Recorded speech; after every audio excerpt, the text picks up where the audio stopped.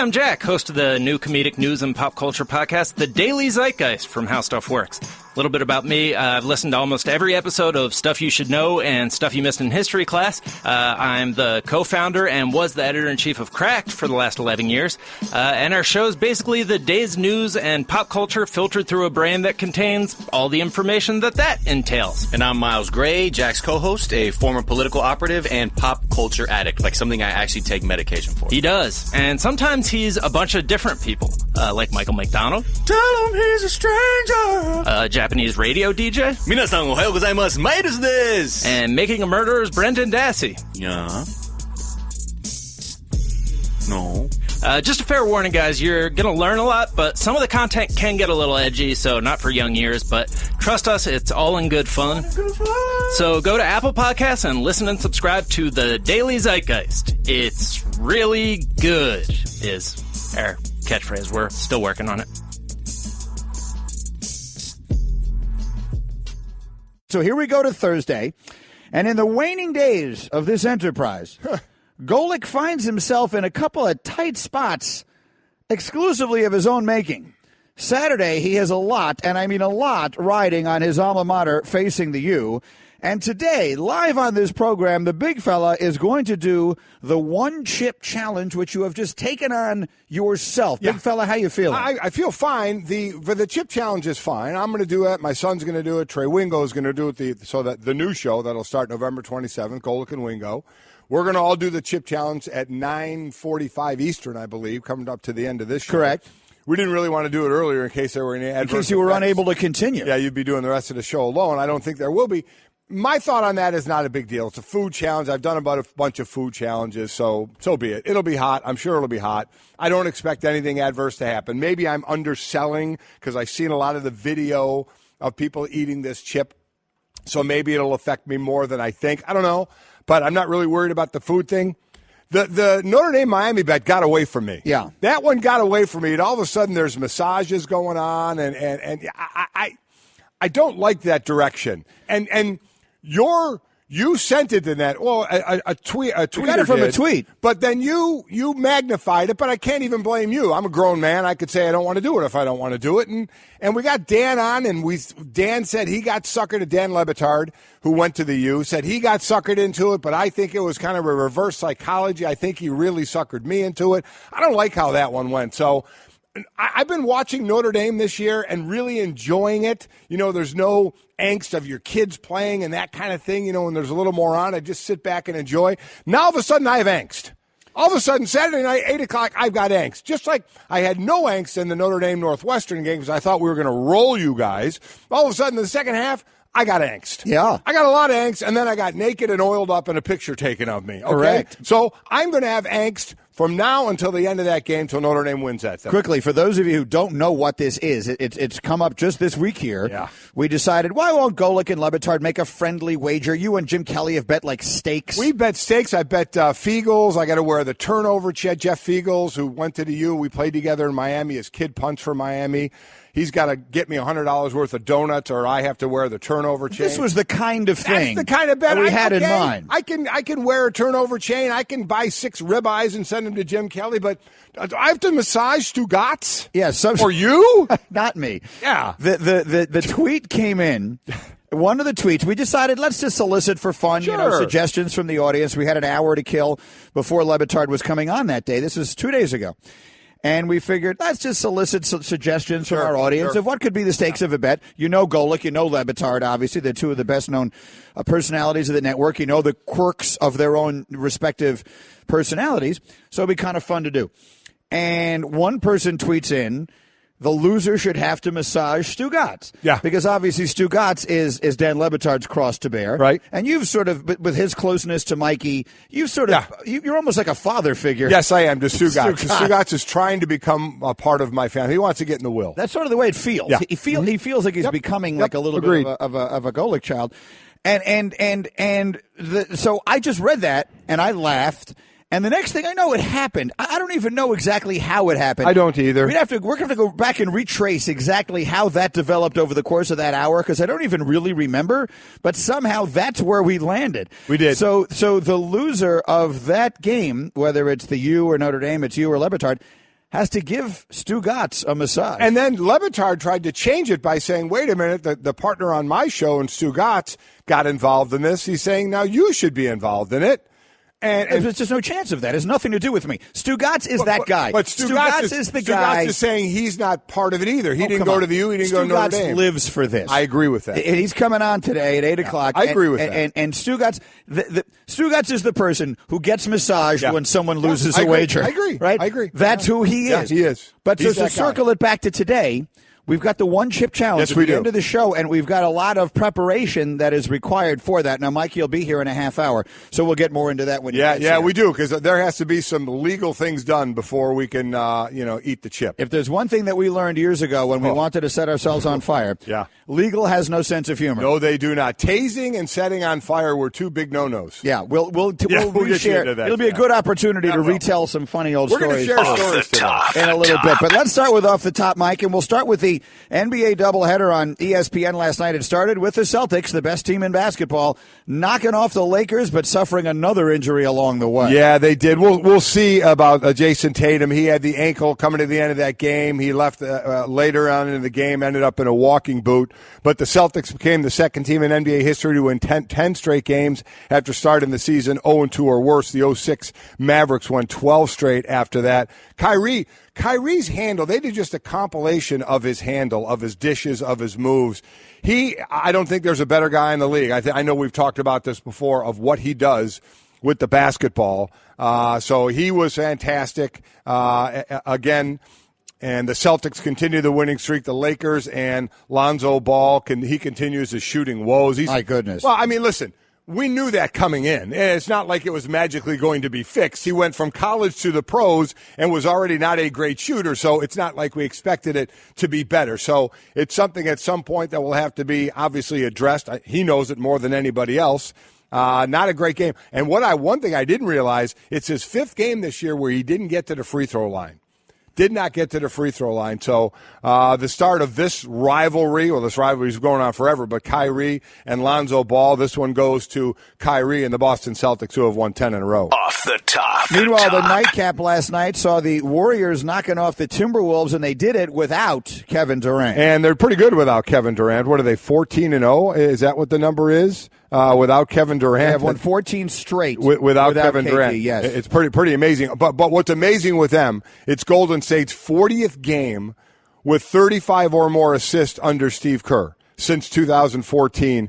31 more than any other team. 31 more. They've done it 40 times. The next team is the Hawks, have done it 9 times. So they dish the ball. Each of their made threes was on an assist in this game. So you talk about the great players and a number of them, and there's only one ball out on the court. But you know what they do? They share. They share that ball, and it shows. They play the game of basketball, and then they just add the three-point shot, and it's a wonder to behold. And I always say in sports, when you come out of a halftime or a time when you have some time to go over things, a period in hockey, whatever, when you can adjust, the Warriors are at their best. In the third quarter of games since the start of last season, they're plus 547 points. 547. They come out and destroy you in the third quarter. Yeah, they're very well coached. Here's the interesting thing about Golden State. I, like many people, I think, am naturally inclined to root for the underdog and to root against Goliath.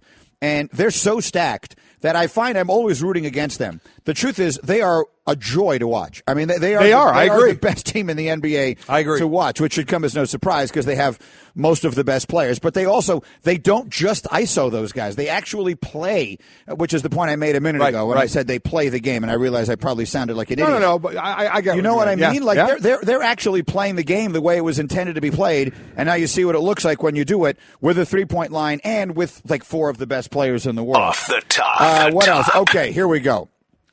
Rick Pitino, according to the newly released indictment against an Adidas executive, was aware of the bribery scheme that ultimately cost him his job. They've got wiretaps on this conversation that took place in this hotel room in Las Vegas that make it clear, at least to the words of the people in that room, that Pitino was well aware of what was going on. See, again, why this to me, gives you an uh-oh moment is it's not the NCAA. It's not just the NCAA. The NCAA will at some point, I'm sure, get involved in this. But when you say in the letters FBI, it's a whole different ballgame. And when you're talked about in that, he already doesn't have a job, and we know he's going to try and get his money. What is it, $44 million? Yeah. Or something like over that. $40 million, that they're going to fight for. But, this is, again, his FBI stuff. So that really – it's just like the ball kid for UCLA. It's not just, shoplifting. It's shoplifting in another country. It kind of like, wait, we don't really know these parameters, just like you're used to an NCAA investigation where you may cost you a suspension or some games. This is the FBI. Could be a lot more. He's than already that. been fired. Exactly. So the NCAA can't do anything more to him, except I do wonder. They can do a show cause.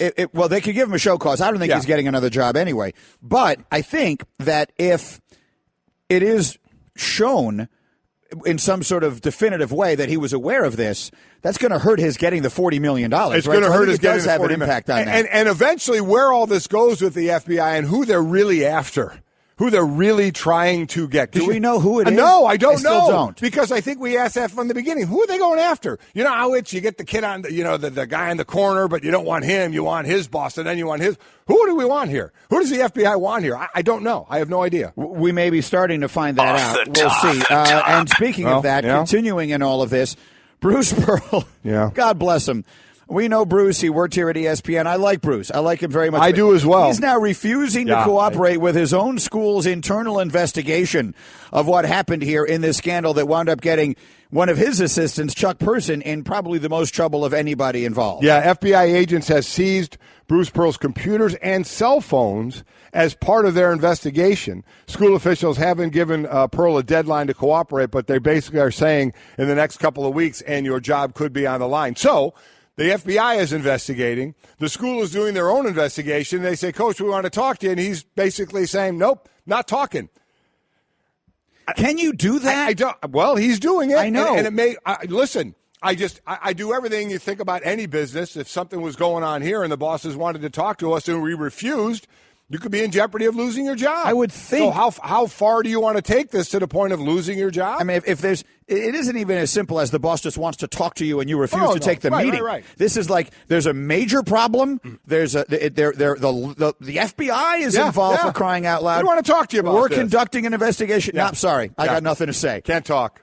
Is that on the list of options? It seems for Bruce. It seems to be. Yes, it is. I read that story. I had to read it like 5 times yesterday to make sure I was getting it right. He's refusing to cooperate with his own university. Investigating this scandal. And again, I don't know all the legal things involved in this. I'm sure there are some things, but just on its face, it seems very That odd. doesn't sound like a person who's long for this job. No, it does not. Right? I mean, no, it does not. Something else. And then finally, the Packers have cut Martellus Bennett for failure to disclose a physical condition. Now they're most likely going to go after a prorated portion of the signing bonus. Basically half the signing that bonus. He got. He got over $8 million signing bonus, did he not? Yeah. I think, and they're going after the 4.2 million. 4.2. Not disclosing an injury. He hasn't played in a bit and basically announced that this year was probably going to be his last year. He'll go through the waiver system right now. And at some point, I have a story about this. I did it. You did what? I did this. You injured Martellus Bennett? No, I did not. Oh, well, hold on. Let's make that off the top. And it's what everyone's talking about. It's brought to you by O'Reilly Auto Parts, better prices every day. What are you talking about? Well, first, real quickly, I know Lonzo Ball, let me go back to that real quickly, had good numbers shooting in college. I guess my point should have been what everybody's point was. How will his shooting translate over to the NBA, the way he shoots and such? And because his percentage was pretty good shooting. He was thought to be a good shooter in college. Right. His father was telling us that he was going to be Steph Curry in the NBA. But the let's move percentages past were that. pretty good. I just wanted to his percentages were pretty good, but it certainly is not translating right now. So the Martellus Bennett, hopefully there's a statute of limitations on this one, but it doesn't involve as much money. So Martellus Bennett, again, failure to disclose. Basically, you don't disclose an injury when you're getting checked out to sign with a team. Right. And they found out now as before. I don't know. To be clear, what you're saying is that if you go try out for a team or you're going to sign a contract for a team, you have to sign something that says, I'm healthy enough to do this. Exactly right. And if I have any injuries, I got to tell you what they are. So when I was a free agent, I've told the story about Miami cutting me, the way they cut me. And, it's a business, and it happens that way.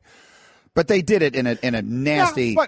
Well, you know what? Some could say after this story that I got on the team in a bad way. Well, this is a first for me. I don't know this story. I don't recall that. I thought I had told this story again. Maybe not. Maybe I'm getting myself into trouble, and maybe right now my wife is going to text me and tell me to shut up. But when I was a free agent, that year we were all the first year of free agency, and there were 11 of us as free agents in Philadelphia. None of us re-signed with Philadelphia. So I was working out in the offseason in Orlando. And one of the workouts is before I signed with anybody. I was a free agent. I was running hills, and I ran the hills, and it felt like somebody ball batted me in the calf, and I tore Achilles. I tore my calf. Tore your muscle. Calf. Yeah, I tore my calf muscle. It looks weird now because I never got it fixed. So I didn't want to get it fixed because then that would have been on record that I tore my calf, and it would have been on record then for other teams to see if. This is interesting. So hold on, give me this again. Okay. So you're injured. You're a free agent. You injure yourself. Yeah. Running on my own. Don't say anything. Definitely tore my calf. I could show you the difference in my calves because I didn't get it fixed. We could do that. Okay. It was the one good part of my body, and now I ruined one of them. So I just basically let it heal on its own. Let just the scar tissue, build up and heal on its own. And I ended up signing with the Miami Dolphins. Okay. And wrote my name. I was healthy when I signed with the Miami Dolphins. Difference in signing bonus. Now, Martellus Bennett got over $8 million. Yeah. I got a $50,000 signing bonus. $50,000? $50,000 I got. Okay. And it was very nice of them. They said, whose name do you want the check in? And I said, put in my wife's name. Oh, I like that. Cool. It's a nice touch. Yeah. I got a $750,000 salary. It's the highest I made by far ever. And I signed a 2-year deal, only made it through one of those years, and $50,000 signing bonus. So I was, happy as a pig in slop, Sure. But I knew, so we got to the first workouts, we got to the first training, and there was going to be sprints involved. And I knew I had not run on this at all. I was just letting the scar tissue kind of heal up. I knew as soon as I went into a full sprint, it was one of those moments where you knew. I knew it was going to happen. I knew the scar tissue was going to tear once I put, that kind of pressure on it. I knew it was going to happen. And I worked hard that offseason because I was a free agent. This was such a bummer that it happened because I couldn't do any running after that. So I get into that first sprint. And it was just a matter of time, probably 30 yards in, bam, the calf goes. The calf goes, the scar tissue in there tears. And I felt horrible because I just felt like everybody thought I was out of shape, because it tore. They're like, oh, were you even in shape? Did you work out? And I was like, man, I worked out as hard as I ever worked out, but I couldn't say anything. I couldn't say, well, I haven't been able to run for the last X amount of weeks. Because I had a torn calf that I signed still with you guys with a torn calf. Right. Oh. So I missed basically all the preseason. That's when I've told the story about I was in street clothes and there was a fight and I jumped into the fight. Yes, I never knew why you were in street clothes. Yeah. So oh my goodness. Well, Don Shula was going to find me. Don Shula came up and asked me after I tore it. He said, "Did you work out at all? Are you in shape?" And I was like, "Oh my God, I can't tell you. Yes, I worked out, but I did this." So what did you say? You said, "Yes, I worked out." I said, "Yeah, I worked out. I can't believe it just happened." Yeah, so I missed the preseason. I ended up starting half the year that year and playing and stuff. It wasn't the greatest year of my life. Had another injury that came about, but yeah, that was. So I did not fully disclose in that one. Well, so the staff has done a little calculation. Yep. With inflation, you owe the Dolphins $70,000. They'll take a cash or a check. You can make it out to Mike Tannenbaum. Michael Tannenbaum. No, he wasn't there. I mean, Mike and I don't think he was born then. Mike Tannenbaum is younger than I am. I know, but he's very young. I know that, but not born then? Stop it. Was he bar mitzvahed by then? I'm going to take the under on that. I know Mike. How old is Mike Tannenbaum? I know Mike Tannenbaum, too. He was the GM of the Jets. I know he was. I think Mike and we can work something out here. What year was this? 1992? 93. 93. How old is Tannenbaum? What year was he born? So he was born in 69. So he was 24. I mean, seriously? Okay, so he was, you don't even have Tannenbaum reaching puberty when this thing happens. Well, what are you doing? Sorry. Okay? All right, a good point. So he's Mike older and than I thought he and I was. can work out some sort of settlement. Okay. Food-related, stone crab, something we can work out down there. But I did do it. I never even had a thought about. How about this? To make it up to him, yeah. You go down there and you give Mike Tannenbaum a massage. Oh. Come on. While you're down there, you're going to be massaging Stugott, so you'll massage Tannenbaum also. No, Notre Dame's not losing the game. I'm not massaging anybody. You will massage every prominent Jewish American in Miami. We'll do that. We'll go down there and you'll massage John Wiener, otherwise known as Stugott, and you'll massage Mike Tannenbaum. How does that sound? Yeah, that doesn't sound good at all. I think that would be absolutely So hilarious. am I a bad person for doing that? No, you're not. I think these are the rules of the game, and they most certainly did you one worse with the way they cut you the following year. Really quickly, the way I hurt my knee during that season, but I played through the season, and right when the season ended, I got my knee scoped. It was a pretty involved scope because I played a lot of the year on a bad knee. And when May rolled around for the mini camp, my knee wasn't 100%, but I wanted to test it out there. I was not in a position to, just take time off. So I told him I want to test my knee out during camp. I was in one of the doctor's offices at the facility, and they said, well, we have to sign the sheet that says you're healthy to go do that. And I signed the sheet, said, yeah, I just want to get out there and move and show that I can play. And I opened the door, and there was someone standing right there, would not let me get out of that room, saying the GM wants to see you. And I went up, and they cut me. And they were only able to cut you because you would sign the piece of paper saying you were healthy. That's exactly right. So it's a business. It's a business. That's the business you guys have chosen. Yeah. Hey, everyone, Mike Golic here. Support for Mike and Mike podcast comes from our friends at Rocket Mortgage by Quicken Loans. Chances are you're confident when it comes to your work, your hobbies, your life. Rocket Mortgage gives you that same level of confidence when it comes to buying a home or refinancing your existing home loan. With Rocket Mortgage, you can apply simply and understand fully so you can mortgage confidently. To get started, go to rocketmortgage.com/Mikes. Equal housing lender, licensed in all 50 states, NMLSconsumeraccess.org number 3030. I just saved hundreds of dollars by switching to Geico. I've never felt more alive.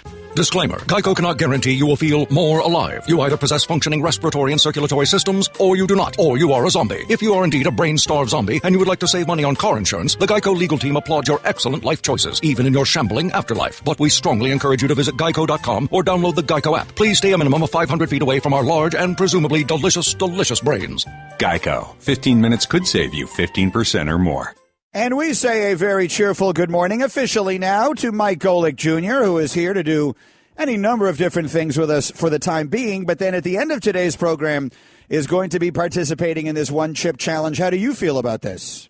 I'm feeling pretty good. Listen, I've seen enough videos at this point of different athletes and entertainers eating the chip to where, based on the reactions I've seen, I feel pretty good about the fact that I'm going to be able to battle through this. I heard you on your show, First and Last before this, that you felt like you got roped into this one. Yeah, I didn't get roped into it. I was just flat out told this is what you're doing. I had no agency in this whatsoever. By you, by the way. Yeah. I mean, when you said, I'd like to do this, you then said, so we said on the, will you really do it? And you said, yeah. And Mikey will do it too. Listen, all I hear from you, you're a grown man that you basically go against what I say all the time now. Why all of a sudden are you listening to me? I mean, it wasn't just you. So you made that decision that set the wheels in motion to where everyone in the show staff just started coming at me about this. I'm getting calls in the middle of the week from Ray Netchie, who works on this show, which is a number that I did not imagine or anticipate seeing pop up on my phone late on a Tuesday night. But here we are. So you got everyone else. It was this pack mentality. And I said, you guys have turned into bullies. You guys got 2 weeks left on the show, and all of a sudden you think you can just make everyone do everything. And it started with Dan Le Batard, and it's clearly carried over to me. Let the record show I had nothing to do with the one-chip challenge. The massaging of Stugott, I think I probably did help you sort of magnified. grease You were the skids chief on that. masseuse. Yeah. In some way, I just own the parlor. Yeah. I'm not doing any of the massaging, but I definitely will. We have a name for those kind of guys. Hand out the receipts. Let's not use that on the air. Mike and Mike presented by Progressive Insurance. Our guests on the Shell Pennzoil Performance Line. Okay, let's get to some sports here. Yeah. We've got a million things to get to today. Let's start with whether or not one NFL coach has lost his team. And that NFL coach is Ben McAdoo, and the team, of course, is the New York Football Giants. Our Josina Anderson, who's extremely plugged in on a lot of things with a lot of players around the National Football League, had some very interesting reports from Giants camp yesterday, and I think I have them here. Let me play it for you. Here's Josina telling you what she has heard from several players on the Giants roster. There was a Giants player who wishes to remain anonymous, reached out to me and said this unsolicited at the time, this being last week, saying, quote, McAdoo has lost his team. He's got us going 80% on Saturday before we get on the plane to play a game. It's wild. Changed our off day. He's dishing out fines like crazy. Suspended 2 of our stars when we need them the most. Throws us under the bus all the time. He's run us into the ground, and people wonder why we've been getting got. And then I also heard from another Giants player who said unsolicited, guys are giving up on the season and nothing's being done. Guys just don't care anymore. So that's Josina Anderson yesterday. Guys, your reaction? Well, I mean, I think you know where I'm going to go here. Listen, I've been in locker rooms that have been in disarray, but I'm tired of the anonymous player sitting there telling me, oh, I confess it's his fault. You know, you go on the field. You line up to not make your block. You miss the tackle. You don't do what you're supposed to do on the field. You want to say it's the coaching staff. I get it's all a team thing and you're all part of it. I understand that. But my God, you don't sound like you're taking any responsibility at all. Oh, we're not, no guys are trying anymore and it's the coach's fault because he doesn't get us motivated and works us too hard. And just shut up. I mean, to me, it's embarrassing. Landon Collins, the Giant safety, disputes what these players have said. He said McAdoo has been leading the same way he led last year when they had, 11 wins, correct? Last I checked? 10 or 11, yeah. 10 or 11 wins? Playoffs for sure. Way more than last year, right? Landon Collins said, so I don't knock the way he's been doing things. Finding people like crazy, if you don't follow the rules, you get in trouble because you got to pay the consequences. I wouldn't say he lost the team. I have the utmost respect for him.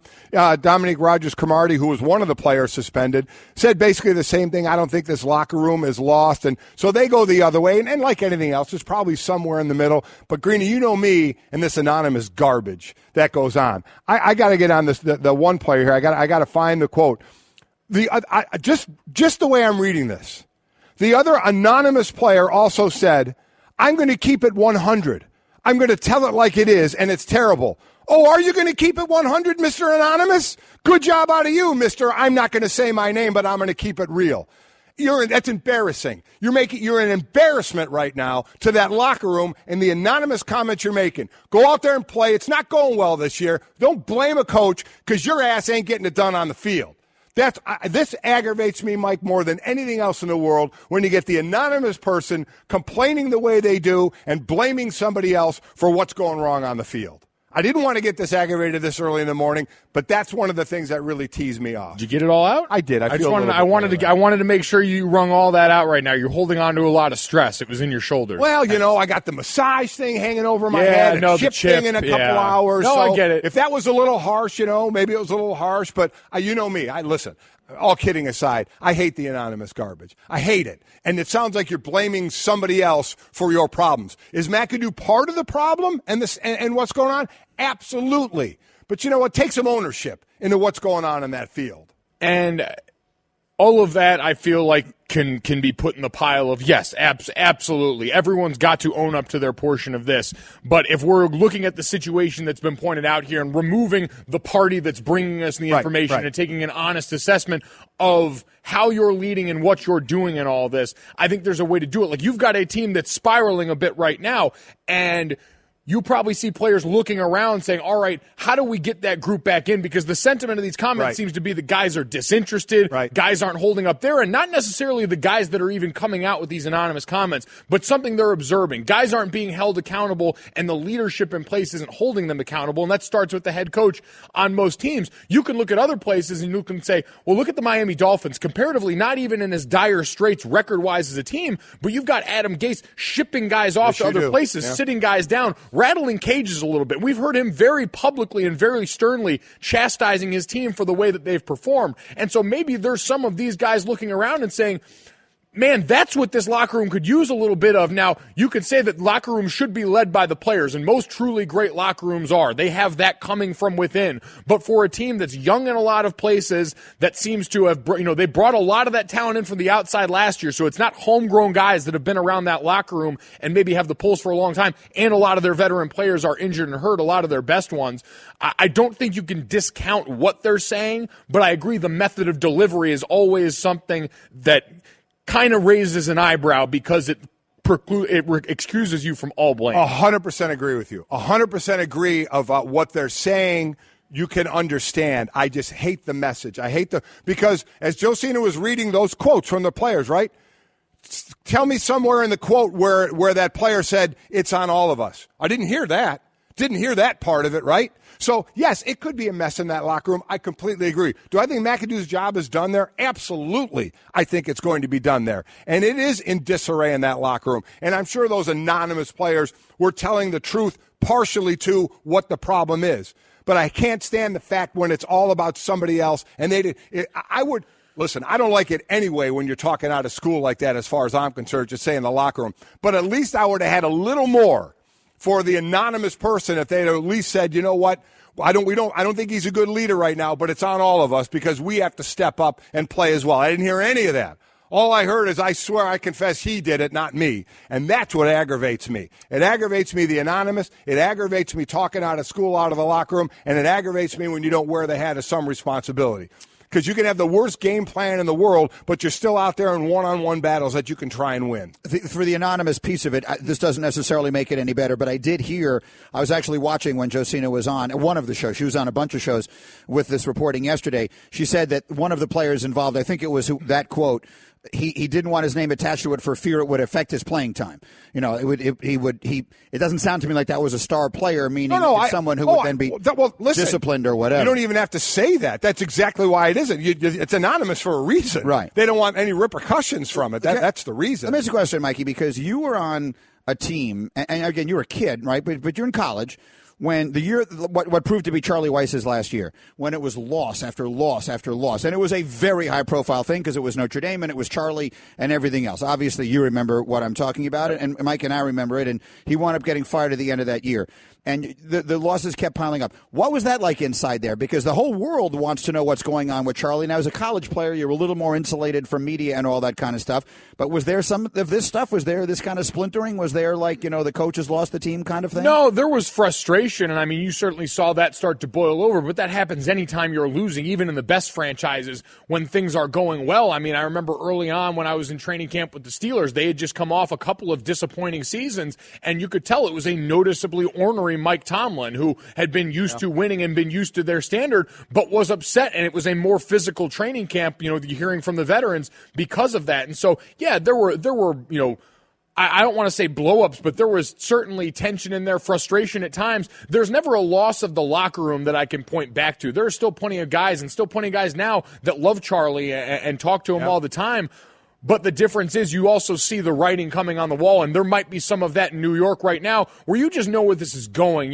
We're not dumb in all of this, and you can read. We knew after a certain point, and there was even a certain game I remember in that season where it might have been Stanford when we went out there, and it was either our last or second to last game, when you start to realize, like, this might be it with your relationship with this person and a player or coach setting, and everyone feels the energy. It robs the energy of that group when you know going into the year, all right, this is kind of a make or break year, and once you start to feel it break, it becomes tough to just keep that morale going, and that seems to be what begets situations like this, where you've got differing opinions and differing factions throughout the locker room. Absolutely right, and then it really kind of falls on where are the leaders in the locker room? Because the one thing you want to do is you want to get guys together and say, okay, let's keep this in-house. This doesn't need to be getting out anywhere.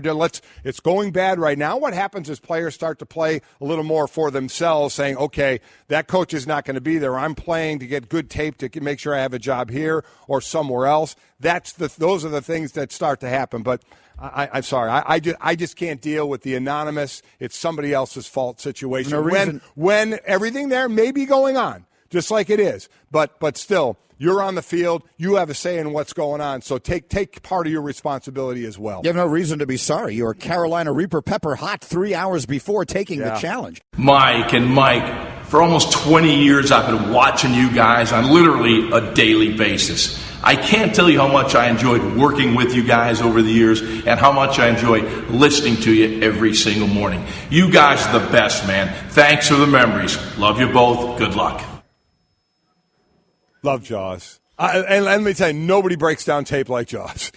No one has more. The first time I ever worked with Ron Jaworski, I was an anchor on ESPN News, and I was anchoring an afternoon shift. The audience was probably 9 people, but I was sitting there, and to me, this was as important as anything could possibly be.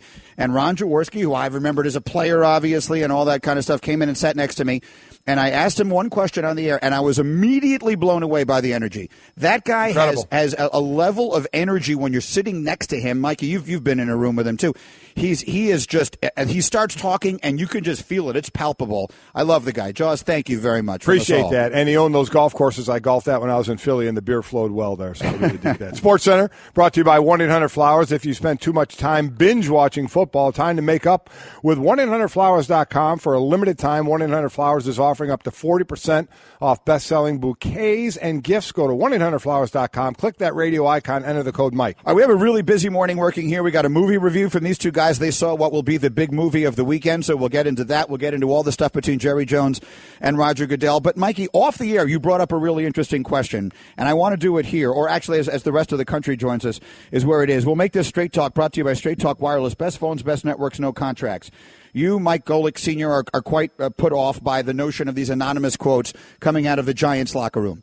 You played in a volatile locker room in Philadelphia with some big Type A personalities. Yeah. And to the point Mikey was making earlier, you guys were together a long time. Yes. It was a different era, so there were a lot of guys who knew each other well. If this sort of thing happened, bad season, your team, you had that year where you had the number one defense and the offense was terrible and you didn't even make the playoffs. And all of a sudden there's anonymous quotes from somewhere in that room. Man, we have no chance. The offensive coaching stinks. Whatever it is, anonymous quotes. What would have happened specifically? I mean, the leaders in that room would have – I don't think it would – the culture in that, we always talk about the culture in a locker room, like the New England Patriots locker room. You kind of, even if you're an outsider that comes in, you kind of learn quickly from the leaders in there of what the culture is. And that was the same way in our locker room. Now it was a culture. I mean, there were fights in there, but it's like family fights. Brothers and that can fight, but just nobody else come in and fight. So there was those relationships, but there was great leadership.